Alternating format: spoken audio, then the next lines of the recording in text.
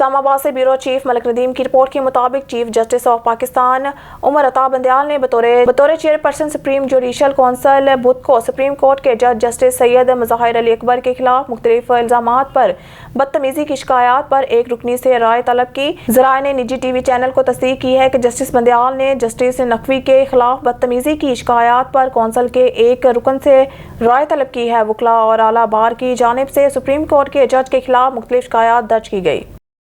اسلام آباد سے bureau chief ملک ندیم کی رپورٹ کے مطابق بیلاروس کے دورے پر آئے ہوئے بیلاروس کے وزیر خارجہ سرگئی ایلینک نے منگل کو وزیر خارجہ بلاول بھٹو زرداری سے بات چیت کے بعد کہا ہے کہ بیلاروس پاکستان میں گاڑیاں اور ٹریکٹر بنانے والی فیکٹری قائم کر کے مزید سرمایہ کاری پر غور کر رہا ہے۔ ایلینک نے بلاول کے ساتھ مشترکہ پریس کانفرنس میں کہا ہے کہ پاکستان جنوبی ایشیا اور مسلم لیگ میں ایک قابل اعتماد پارٹنر اور منسق کی مختلف شعبوں میں دو طرفہ تعاون کو مزید مضبوط بنانے کے لیے مستقل پالیسی ہے۔ اپنے افتتاحی کلمات میں وزیر خارجہ بلاول نے کہا ہے کہ پاکستان مضبوط اقتصادی، تجارتی اور سرمایہ کاری کے تعلقات استوار کر کے بیلاروس کے ساتھ اعلیٰ سطحی روابط اور دو طرفہ تعاون کو مزید مستحکم کرنے کے لیے پرعزم ہے۔ انہوں نے کہا کہ ایلینک کے ساتھ ایک انتہائی نتیجہ خیز اور تعمیری ملاقات کی اور دونوں ممالک کے درمیان تعاون کے تمام شعبوں پر تبادلہ خیال کیا۔ انہوں نے مزید کہا کہ دونوں ممالک نے دونوں ممالکوں کی عوام کی خوشحالی کے لیے باہمی طور پر مفید تعلقات استوار کرنے کی کوشش کی۔ بیورو چیف ملک ندیم کی رپورٹ کے مطابق امریکی حراست میں پاکستانی شہری ڈاکٹر عافیہ صدیقی نے تقریباً 20 سال بعد اپنی بہن ڈاکٹر فوزیہ صدیقی سے ملاقات۔ دونوں بہنوں کی ملاقات فیڈرل میڈیکل سینٹر کارسویل میں فورٹ ورتھ ٹیکساس میں ہوئی۔ 2.5 گھنٹے کی ملاقات کے دوران دونوں بہنیں شیشے کے تقسیم سے الگ رہیں۔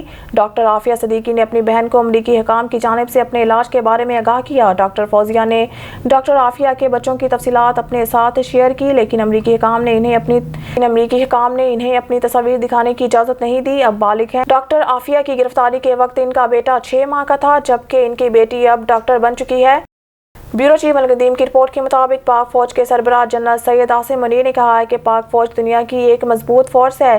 ان خیالات کا اظہار انہوں نے کوئٹہ گریزن کے دورے کے دوران کیا، جہاں انہوں نے فوجیوں کے لیے فلاحی منصوبوں کا بھی معائنہ کیا۔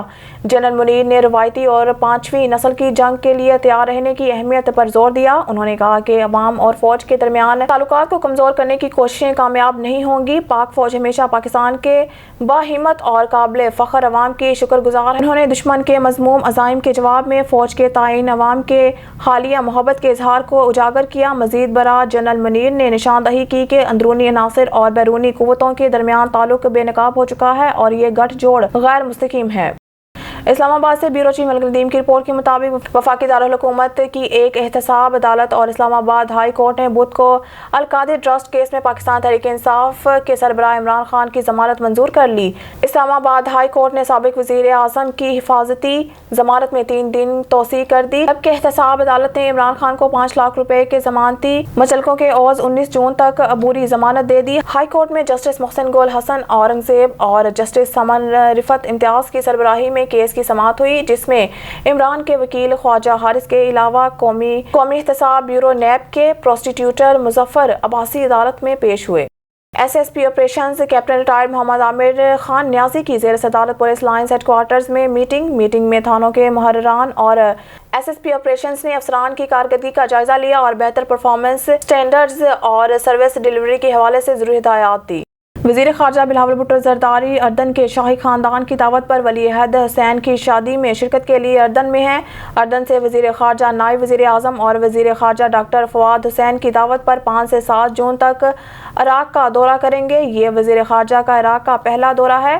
دورے کے دوران وزیر خارجہ عراقی قیادت سے ملاقات کریں گے۔ اپنے اہم منصب کے ساتھ ملاقات میں دونوں فریق مشترکہ دلچسپی کے متعدد امور پر تبادلہ خیال کریں گے اور دو طرفہ تعاون کی راہیں تلاش کریں گے۔ وزیر خارجہ پاکستانی زائرین کی سہولت کے لیے کربلا میں زیارت گاہ کے قیام کا باضابطہ اعلان کریں گے اور ایمبیسی کمپلیکس کا سنگ بنیاد رکھیں گے۔ تعلیم کے شعبے، ثقافتی تعاون اور ویزا کی سہولت سے متعلق متعدد معاہدوں پر دستخط کیے جانے کی بھی توقع ہے۔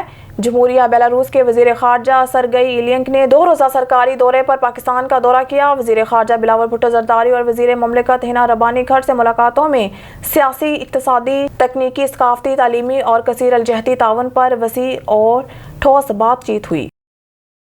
نیوز اسٹوڈیو سے فی الوقت کے لیے اتنا ہی۔ مزید نیوز اور اپڈیٹ کے لیے دیکھتے رہیے آن نیوز۔